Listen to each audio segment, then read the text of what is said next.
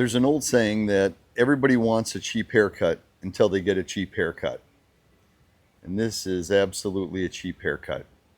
We got a nice guy and a good customer, and he wants to get a new wheel on the front of his motorcycle.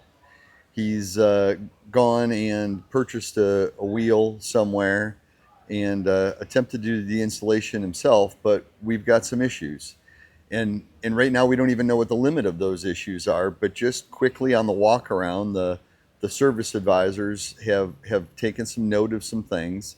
The first thing is that this rotor is all dark, and some of that is from heat, but some of it is actually grease that's on there.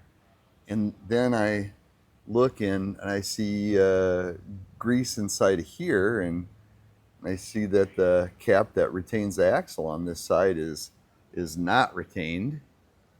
I can see grease in here. I can see grease by this bearing, which is not a good sign.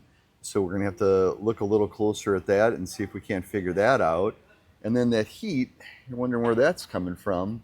If you look down in this area, you can see that, it's hard to get a good angle here. You can see that caliper is riding directly against that rotor.